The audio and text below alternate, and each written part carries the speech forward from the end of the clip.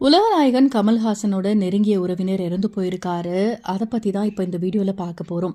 உலகநாயகன் கமல்ஹாசனோட தாய் மாமா சீனிவாசன் அப்படிங்கிறவரை இறந்து போயிருக்காரு. ஸோ இந்த காலமான நிலையில் அமைச்சர் உதயநிதி ஸ்டாலின் இரங்கல் தெரிவிச்சிருக்காரு. அவர் தனது இரங்கல் செய்தியில் என்ன சொல்லியிருக்காரு அப்படிங்கிறத இப்போ நம்ம பார்க்கலாம். எனது ஆளுமை உருவாக்கத்தில் பெரும் பங்கு வகித்த ஆருயிர் மாமா சீனிவாசன் இன்று தன்னுடைய 92வது வயதில் கொடைக்கானலில் இறந்து போயிருக்காரு. புரட்சிகரமான சிந்தனைகளுக்காகவும் துணிச்சலான செயல்களுக்காகவும் உறவினர்கள் நண்பர்கள் மத்தியில் ஒரு வீரயுக நாயகனாக திகழ்ந்தவர் தான் வாசு மாமா. இறுதி மரியாதை செலுத்துவதற்காக அவரது உடல் மக்கள் நீதி மையம் அலுவலகத்திற்கு இன்று இரவு கொண்டு வரப்படும்.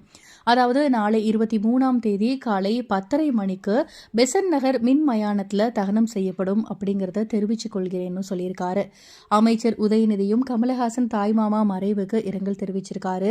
அவர் தனது இரங்கல் அறிக்கையில் என்ன சொல்லியிருக்காருன்னா, மக்கள் நீதி மையம் கட்சியோட தலைவர் கலைஞானி கமல்ஹாசன் சாரின் தாய்மாமா திரு சீனிவாசன் அவர்கள் மரணமடைந்தார் அப்படிங்கிற செய்தி அறிந்து ரொம்பவே வருத்தமுற்றேன். திரையுலகம் அரசியல் இரண்டிலுமே கமல் சாருக்கு உற்ற துணையாக திகழ்ந்தவர் பெரியவர் திரு சீனிவாசன் அவர்களோட மறைவு அவர்களுடைய குடும்பத்தினருக்கு ரொம்ப பெரிய பேரிழப்பு தான்.